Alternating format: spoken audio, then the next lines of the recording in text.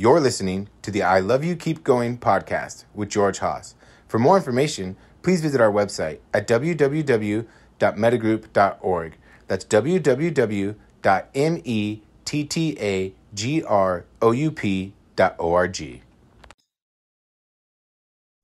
So welcome everybody. This is I Love You Keep Going. It is March 24th, 2022 at 7:35 p.m. Pacific Daylight Time. And what I thought I wanted to talk about today was depth. Depth is one of the things that is interesting in terms of mentalizing.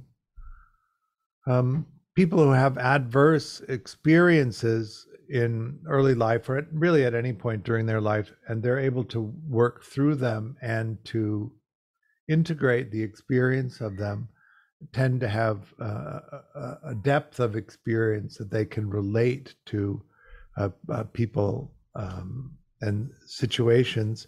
And people that don't have that don't tend to have that same level of depth.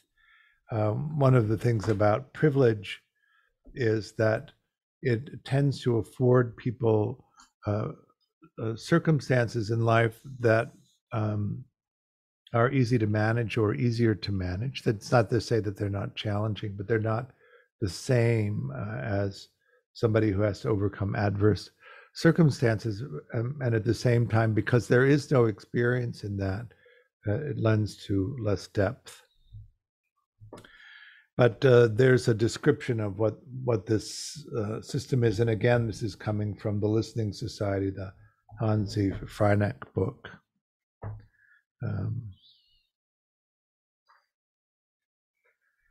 So this is really about subjective states. I think that this is an interesting topic to relate to Buddhism, because we have the experience of the sense of self that is real and actual and actually is the author and the generator and the originator of the intentions and actions that we take.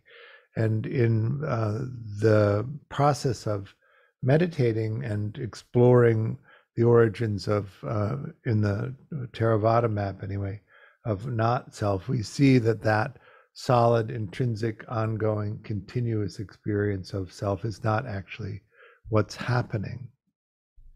And what we begin to understand is that there's a lot of subjective states that arise in response to the conditions of the present moment, which are based on our conditioning. Each of us carries with us a map, or I like sometimes to use the term database of experiences that we've had. And so if you look at this process of the capacity to sense, which is based in the six senses in Buddhism, so the five senses that we have in the West, touching, seeing, hearing, tasting, smelling, and then adding to that in Buddhism, mind, the activity of where your attention is drawn, the hierarchy of objects that you tend to focus on, and the collection of those mind moments, which are then constructed into conceptual reality from ultimate reality being the pure sensing experience, and conceptual reality being the thing that we make it into or understand what's happening. Is that all making sense so far?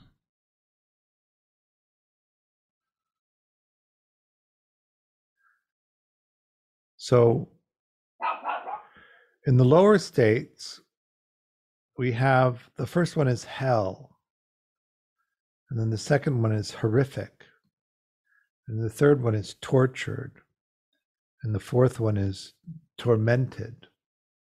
And then as we move upward to medium states, we have very uneasy, uncomfortable. 7 is somewhat uneasy, okay, full of small faults. 8 is satisfied, well. 9 is good and lively. 10 is joyous, full of light, invigorated. And then we move into the high states, vast, grand, open, 12, blissful, saintly. 13, enlightened, spiritual unity. Jake? Could you just give us a little bit background description where that list is coming from and a bit of context for it? Maybe. Just in general, where did you just read it from? It's from the Listening Society. Mahasi Freineck is the author of it, and it's discussing the nature of depth and experience and the integration of experience. Okay. Relating to, I guess one of the other dimensions would be this. So the adverse childhood experiences is another map of this kind of thing. But it really is talking about subjective states, or the experience that you have of it, rather than the objective state. One of the things about the West now and the sort of colloquialization of trauma is that many things are considered traumatic, but that is less to do with the experience of what happens often and more the subjective experience of what happened. I know that in using the adult attachment interview, we have a fairly defined and a pretty high bar in terms of what actually is traumatic. But in colloquial conversation, many things that don't even approach the level of difficulty that would rate in an adult attachment interview as trauma are commonly expressed as traumatic or re-traumatizing. And so really what I'm talking about is this experience of depth. What was the conditions of your childhood like? I think that I had a fairly crappy childhood, and that you might say that in moments it was tortured and often tormented, but I wouldn't say, even given the considerations, that it was hellish. I did not grow up on a garbage heap picking for survival, right? That would be more in line with what I would think would be hellish or horrific. I didn't grow up in a war, in a famine, in any of those circumstances where the whole society would be in turmoil. But it is possible in our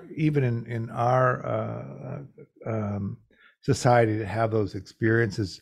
I live in Los Angeles, and the homeless situation here is just everywhere. There's nowhere you can go really where it isn't present. And it takes on a lot of different forms. For instance, I had a friend come from Europe, and walking the dog was an experience that was very troubling for him, but it was pretty ordinary for me. The reason why it was so troubling is I lived down the block from a liquor store, and it serves a lot of street alcoholics, and the debris that street alcoholics tend to leave behind them is a kind of, it makes the neighborhood, particularly toward the end of the block where the liquor store is, garbage strewn. And it's a constant issue of unfinished meals and broken bottles and abandoned shopping carts and all of the rest of the stuff that accompanies that experience on the street. And coming from a European city, it was a shocking experience for him that we would allow our fellow citizens to live like that. Was a shocking experience and deeply troubling to him that we would be so indifferent to the suffering of other people. because in where he comes from, it's not allowable. It's ethically unacceptable to the general population to allow that, and yet here it's ordinary and ubiquitous.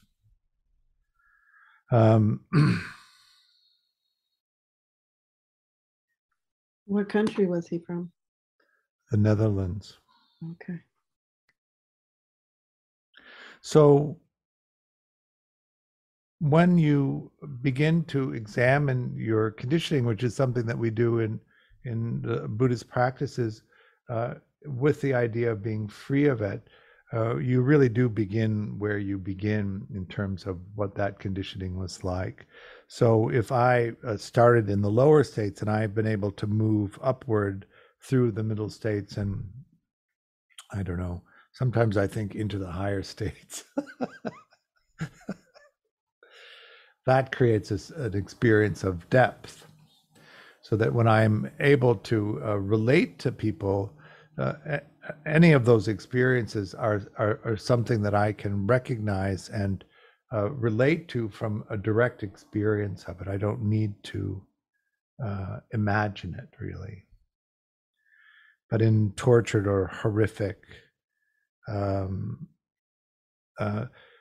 phenomenological reality breaks down in horrific, and then in hell states, there's really no sense of anything beyond immediate survival that exists in that realm. I don't really know that. I would have to try to imagine what that would be like in order to relate to it. But if you didn't have those lower states, and you're really sort of somewhere in the middle of this somewhat uneasy okay, full of faults perhaps, or satisfied, good enough, it's very hard to imagine and to touch into the experiences of people who don't have that, and hard to consider in your formulation of the experience of self and world how those experiences might be affecting. And the higher up on the scale you tend to be, the greater level of privilege you have, the less capacity you really have to imagine that. I think one of the things that comes up over and over again in this tendency of our culture to go to war, and the European war at the moment is very troubling because it's one of those existential threats. The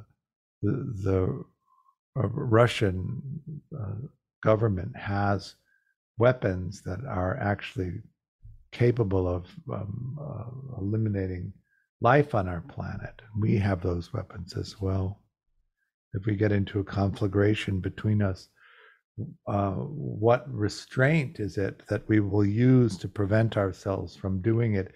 And depth would be a good thing to have in our leadership, that they can actually imagine the consequences of using them, rather than being limited to, say, satisfied and well the experiences of their life. So they don't imagine these lower, more difficult states that they never found themselves in.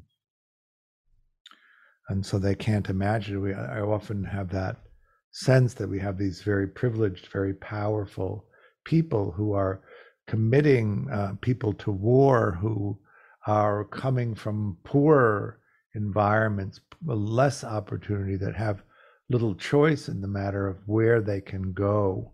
One of the things about the US having a volunteer army is that really the main source of soldiers in our society come from the parts of our society where there's almost no opportunity for other things. And so the military looks good.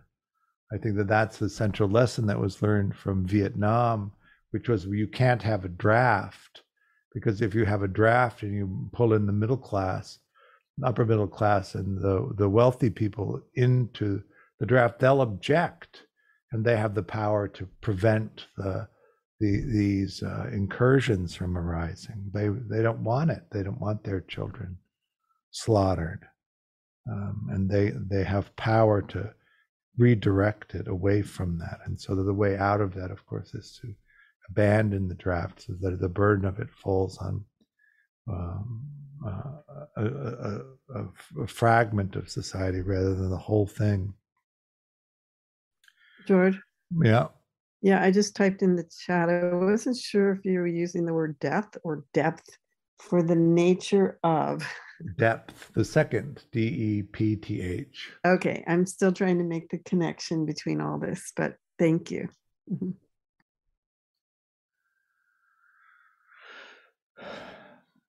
So, go ahead.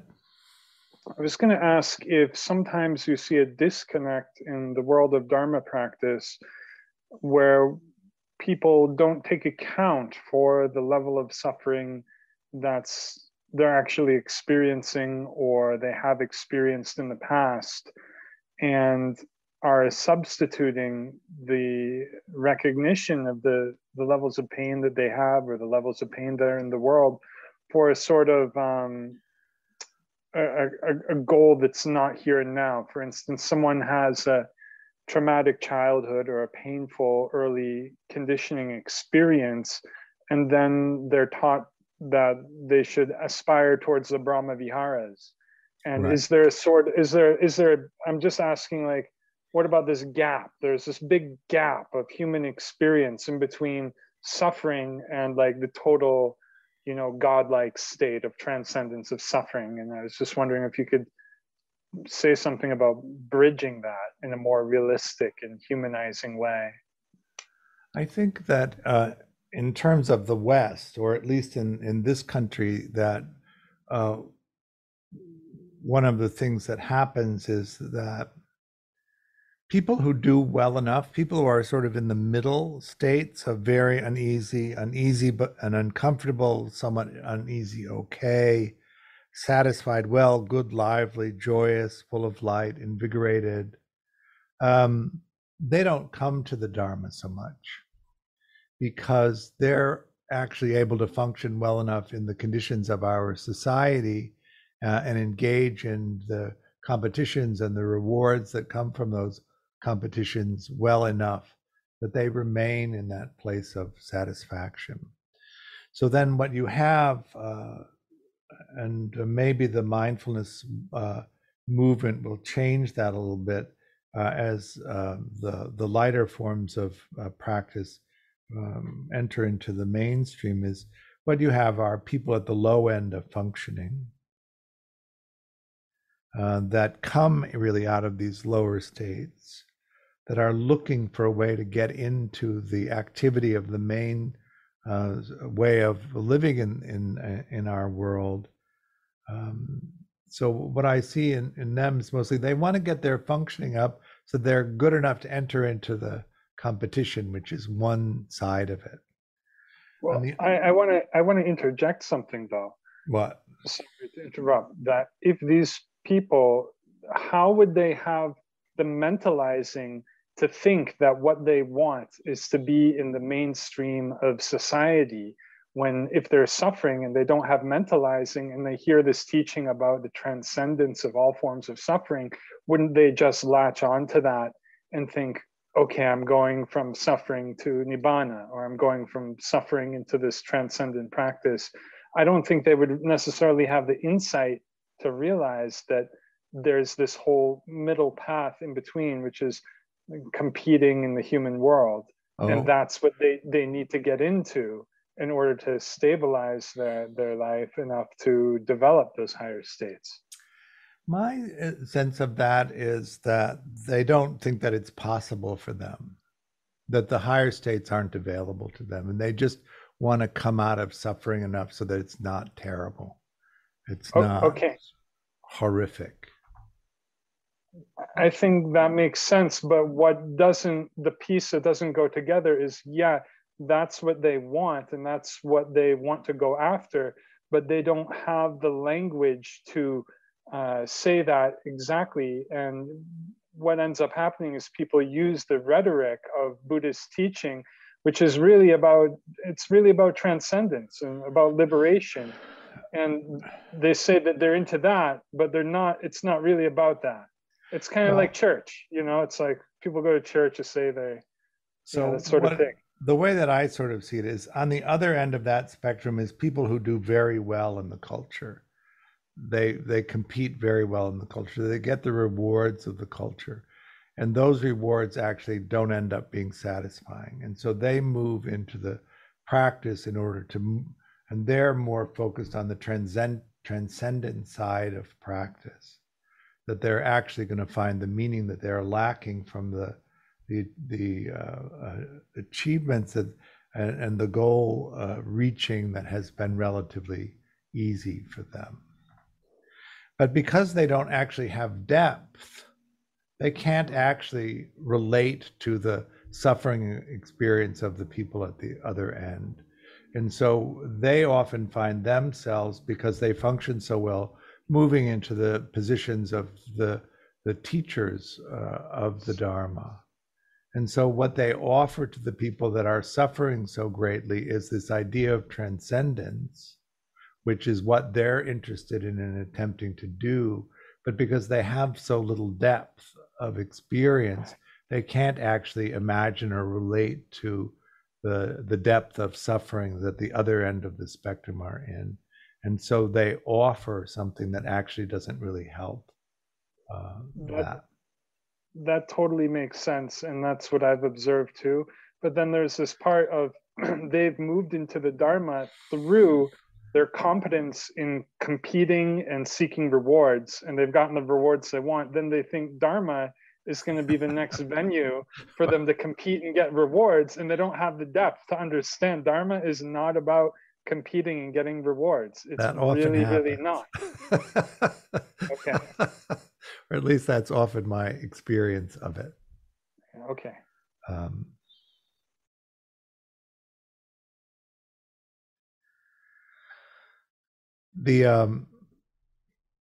So really what we're talking about here is, and I don't want to fault somebody who the circumstances of their birth would be good enough or even better than good enough. That's awesome. But some recognition that people's experiences are different, and some recognition that your capacity to generate the experience of conceptual reality is really based on that. And that the idea then is to open up and consider the possibilities of people that aren't there. Of course, wherever you are, if you don't open up and really integrate the experience of that and see it for what it is, you're unable to integrate it and resolve the limitations that come from it. So if you move up from the lower states through the middle states, and this practice is really good for that, and the understanding of the nature of the human condition, all of those things that aid that integration of it. If you have the natural, or you have the origins that have the potential for this sense of depth, the more that you can get through it, and the more that you are able to then assist other people who also will need this, it can be very useful. I think it's something that we should really attempt to support in our Dharma communities. I do also think that we should be engaged in attempting to change the circumstances of society so that this isn't the thing that keeps happening to people. How is it in the US, one of the richest and most powerful countries in the world, that we allow the homeless situation to be the way that it is? How is it that we allow that? What ethical failings do we embrace that this is even sensical? And it isn't about money, because it costs more to do this than it would to house people. And it's a multiple. It's I don't know what it is. Sometimes, depending on who you read, it could be $4 is spent keeping people homeless in tents on the street for every dollar that we could spend if we housed people. It's the same with our healthcare system. We spend, depending on who you read, $4 to $8 for every dollar of care that other advanced societies pay. And the rubric is that we're free then to choose, but are we really free to choose? If you have to spend $8 for every dollar of care, who's free to choose that? With the level of inequality in our culture. So go ahead. So Jake I and was just going active. to say, so are we like just an inherently sadistic society? I mean, that's what we're into. I mean, it comes across in humor and stuff if you see on what's published. And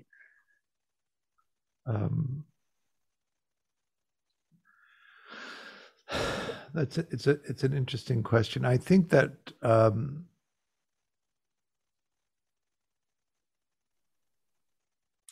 one of the things that, at least that's so different about U.S. society and other societies is that we don't require our media to be truthful.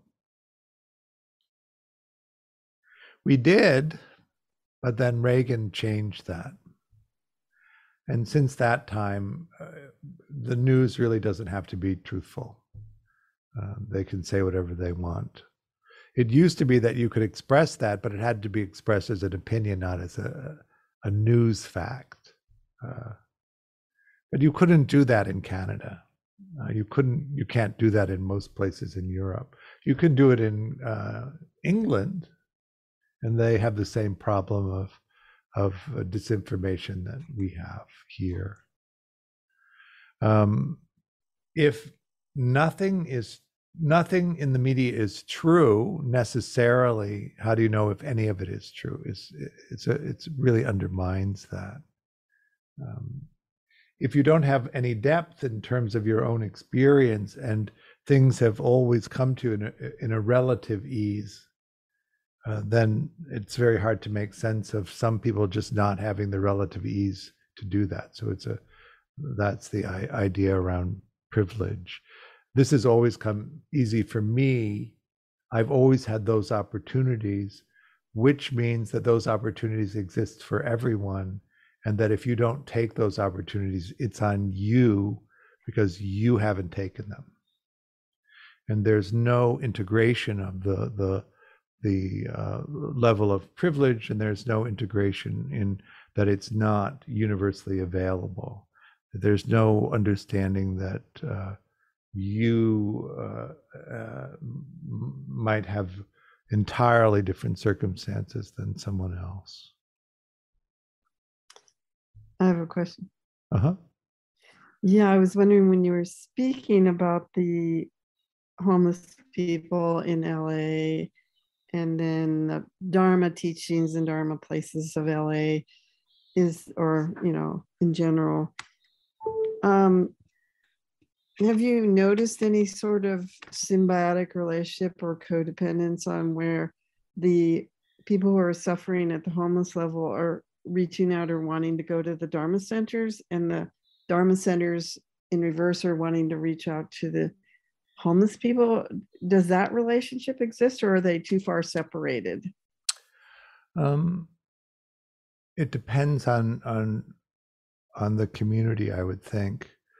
And also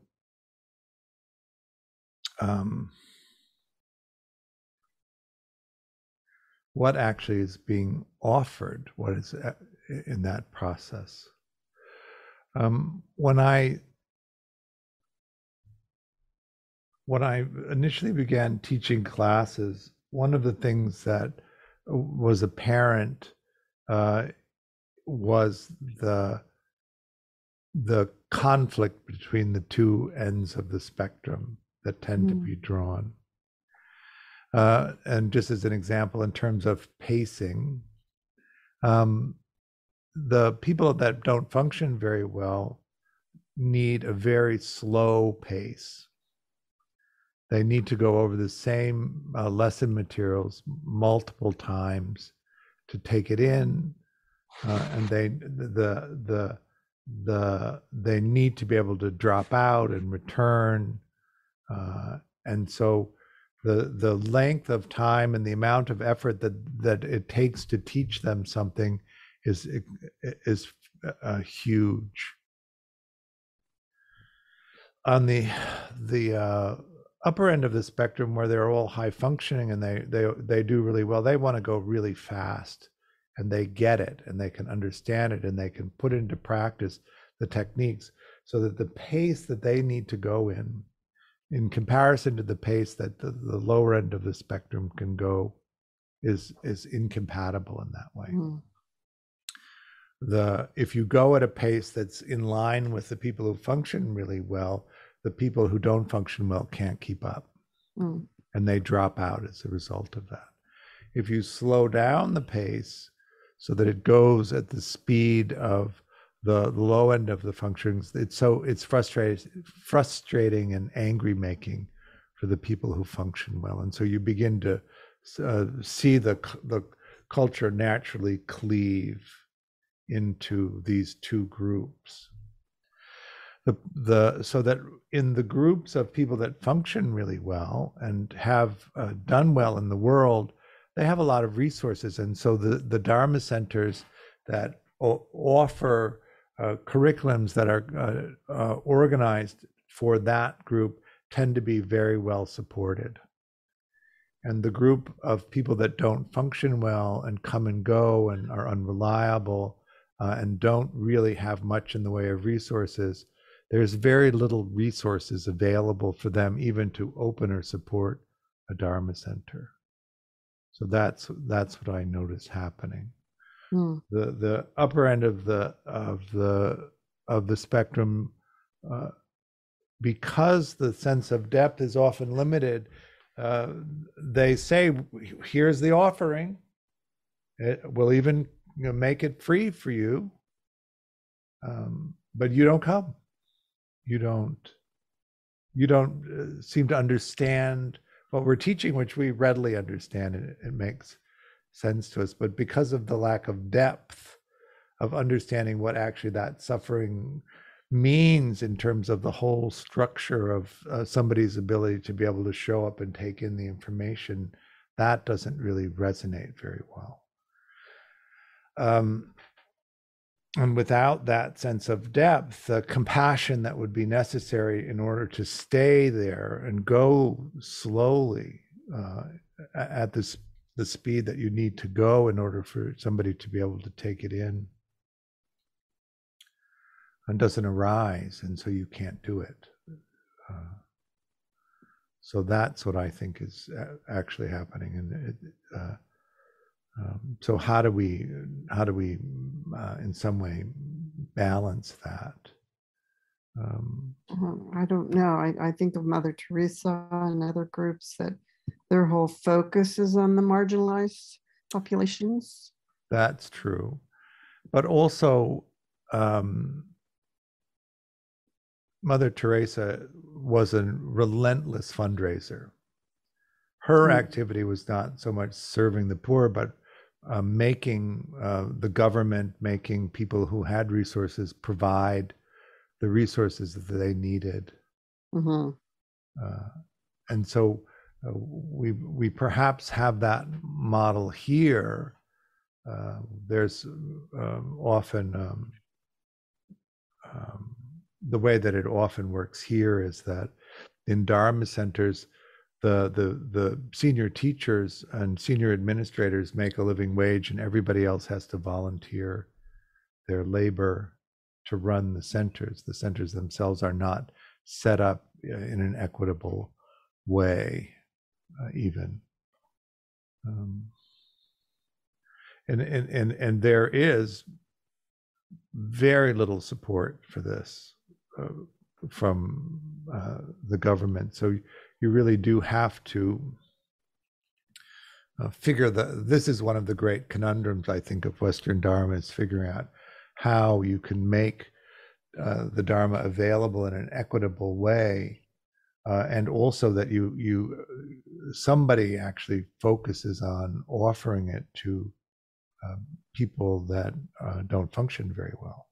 One of the reasons we at Metagroup we focus so much on the attachment stuff is because that's a way in on trying to teach people how to function better so that they can get the basis of the basic level of mentalizing and functionality that they would need then to take on the practices of the Dharma, which may be without that then becoming simply ritualistic rather than really insight oriented. Mm-hmm. So that's the thing.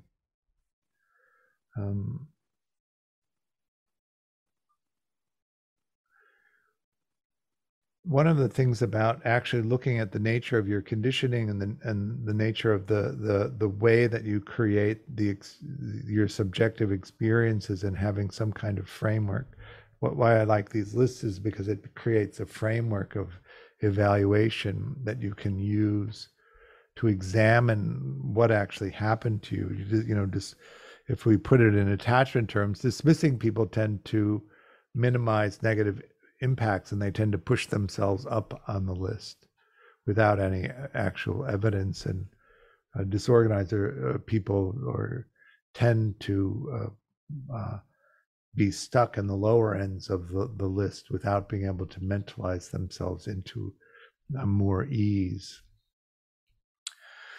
Preoccupied people tend to lose track of what their own what's meaningful to them, and latch on to other people's meaningfulness. And so anyway, I think it's one of the great puzzles of Western Dharma is how we're going to solve this, and it also how we're going to solve this sort of runaway system we have. That's you know, we have these existential threats which are quite interesting. We have nuclear war as an existential threat. It's happening right now in a big way. We have unconstrained computer systems and tech that's also capable of really undermining everything. We have climate change all happening now, which has a tendency to keep people from engaging in any of this because it's too scary, it's too overwhelming. We feel powerless to do anything about it.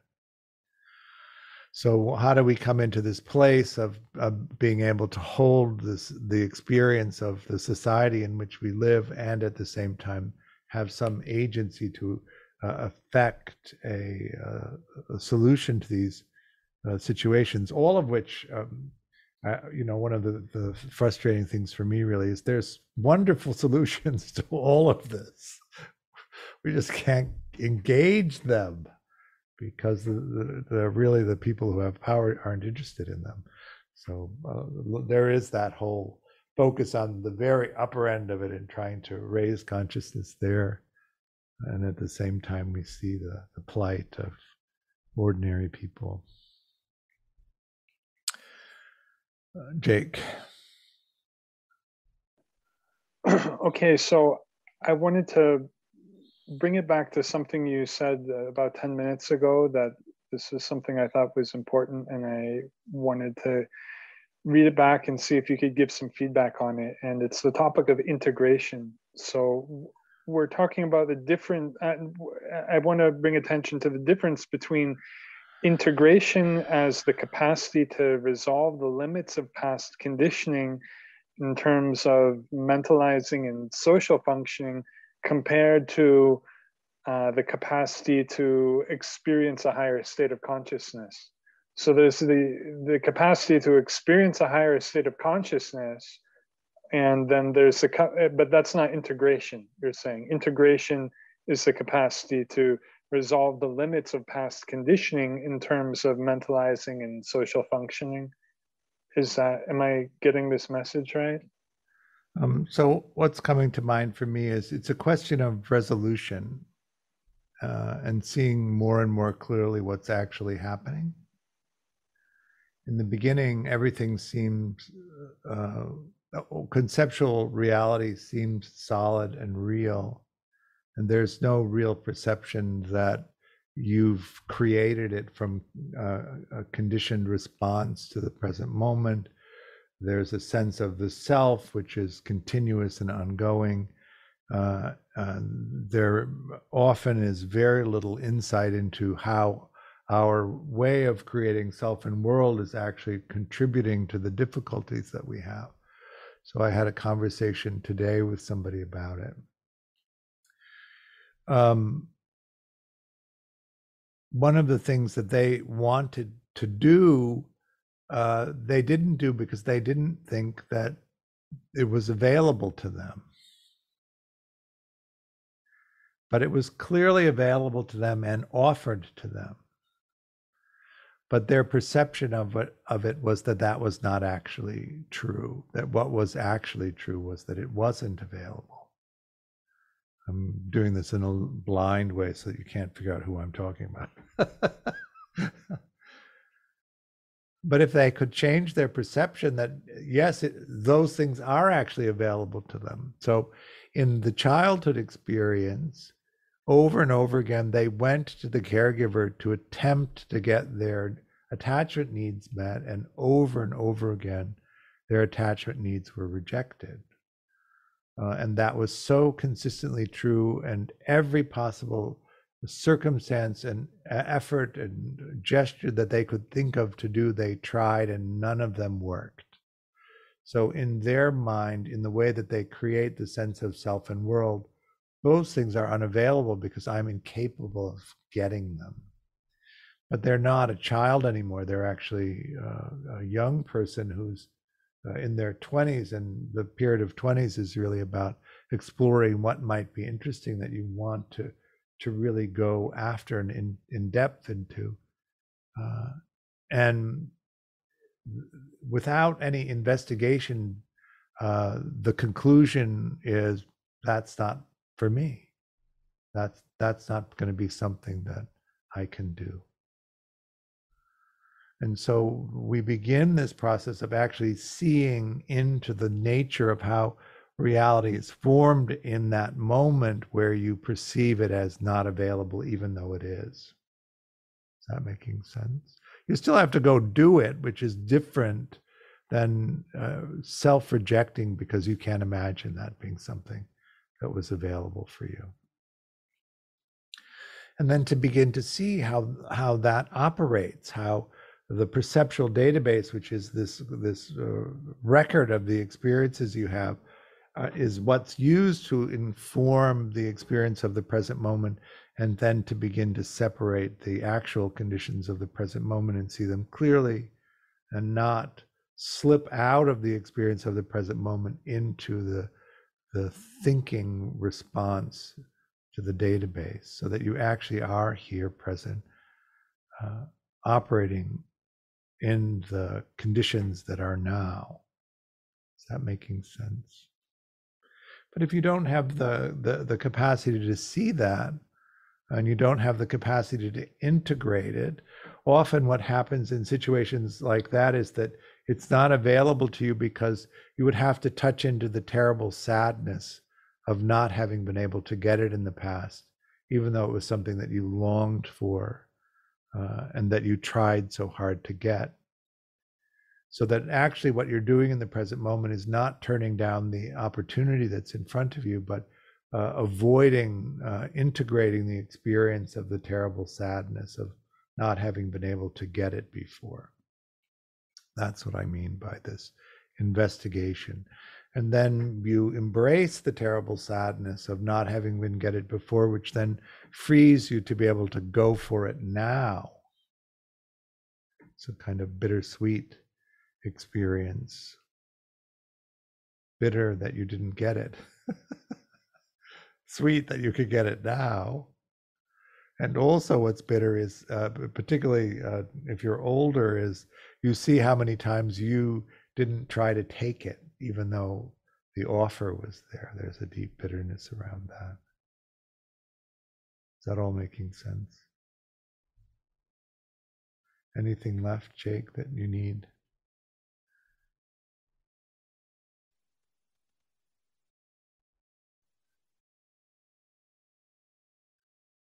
You're muted. Sorry. Yeah, that makes sense to me. So you're saying the present moment experience, the way that you're setting it up for people is to mentalize the present moment experience and use it as a platform to propel oneself into secure functioning and exploring for meaning. And then at the very high end of exploring for meaning is this path of liberation. So you're Correct. mapping it together into this one kind of like a straight line, and Right. you're encouraging people to have the capacity to walk through this whole straight line. Right. And all the skills that you develop in walking through the early part of the path, you then can use for the later part of the path. So there's nothing wasted in that process. All of the insight skills, all of the intentional positivity skills that you develop to go through the early part of the path are then immediately applicable to the later part of the path. So then are you also kind of saying that to have aspirations towards the liberation path without the exercised capacities of secure functioning and exploring for meaning and so forth, you're saying that's not a tenable option for people? It's not a tenable path. Is that basically something that's kind of like an original teaching of yours in a way? Well, I think that it makes it much harder, and that you can easily get sidetracked. And also, we should say, of course, secure people don't need to do any of that, right? That's the other thing. What they do need to do is, of course, attend to at least the development of an understanding of depth and the limits of death that their positive conditioning might have imposed on them in comparison to somebody who didn't have that. But why don't we do a little meditation? Would you like to go intentional positive or insight?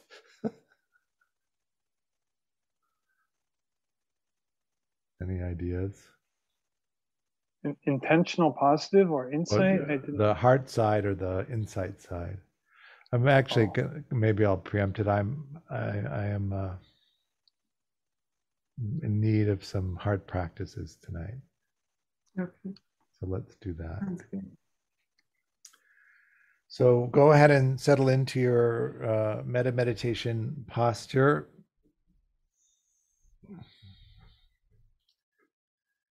And we'll focus on some metta practice for a close person.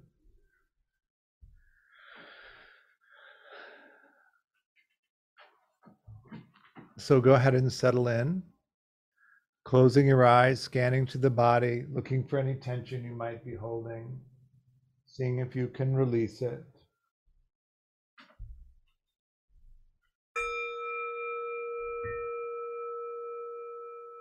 So any questions or comments about the practice that we just did?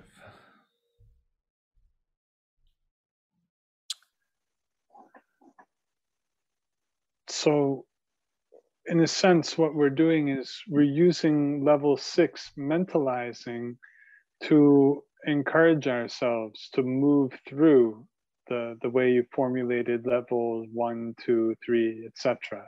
Right.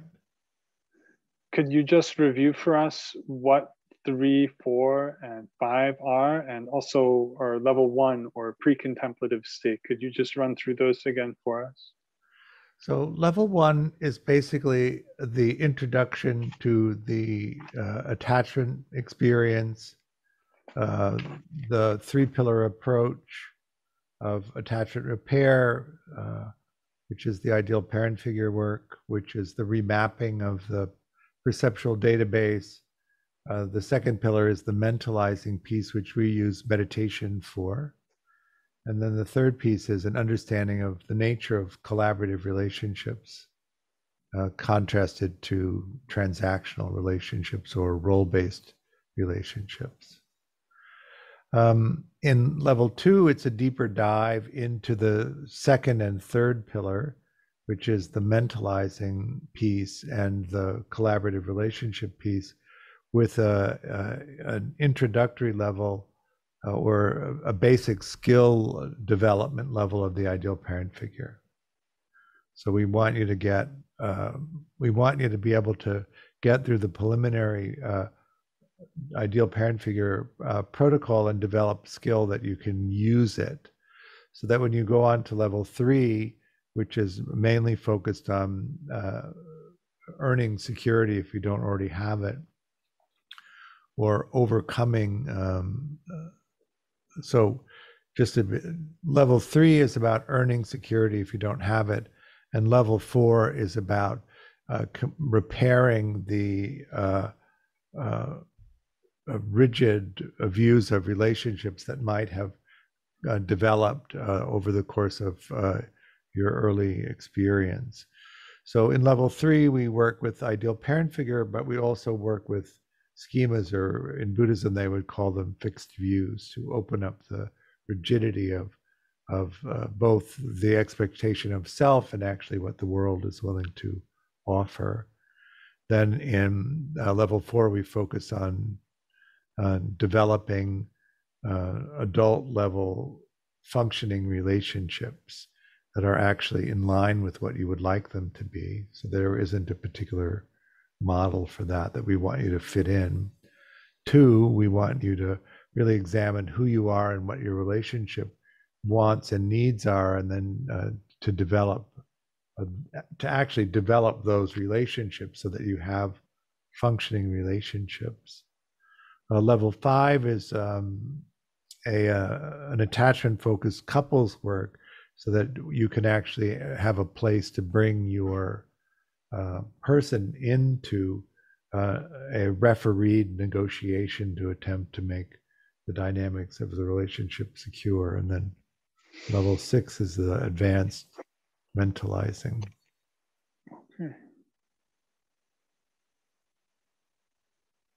Kind of cool.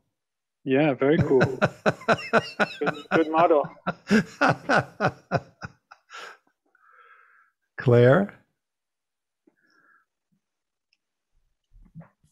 A question about the meta. I find it very difficult to sustain to a single target. It almost like it attenuates very quickly, like the initial surge of that view or goodwill or whatever.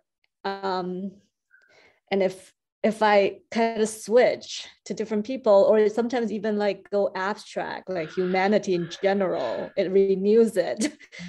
But it's hard to concentrate. And the repetition itself makes it worse, because it becomes like I can do it raw, and then the rest of my mind is just going somewhere else to find something new.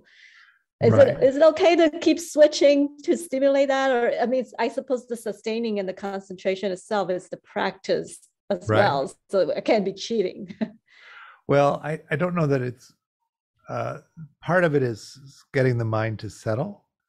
So you might actually can you do a breath counting meditation to settle the mind as a concentration practice, which is pretty simple? Yeah. I think that's the prerequisite, because like I keep saying, like the one time I had it with you a long time ago that felt really concrete and really sustained. It really sustained. There was a long preparation of concentration beforehand. So I might do 10 or 15 minutes of just one pointed breath counting to settle the mind, and then go into it. Because it doesn't really matter that the mind is thinking and that thoughts are happening. What's not happening is that you're able to stay on the appointed object of meditation and not get pulled into the scattered mind. So maybe you really want to be able to sustain it to a target. Right. And when you're exploring views, of course, it doesn't matter what the mind is doing, because you want to be able to look through the view and see how it's different with that view in place. So you could actually use all of that activity as a reference point for ensuring that you're holding the view. But if you're getting constantly pulled into it, then you're not able to do that, and it might be better to try and turn the volume down a little bit. Okay. Good. All right, everybody. Thank you for coming. Thank you for your practice. We have a virtual retreat coming up in April, and then also a level 2 starting in April. So if you're interested in either of those, take a look at them on the website. We have, I think we're going to do another level 1 in May, starting in May. But we haven't confirmed it yet. And then in October, we have an actual in-person retreat in the Sierras coming up. So those are the things that are bubbling. Any interest in any of them, just take a look at it. They're all up on the website. I offer this class on a dana basis. Dana is the Pali word for generosity. I offer the teaching freely, but I do hope that you'll make a donation if you can. Help support me and also the work that Metta Group is doing. There's a link on the website. Any amount is appreciated. Thank you so much for coming, and we will see you soon, I hope, somewhere on the path. Bye now.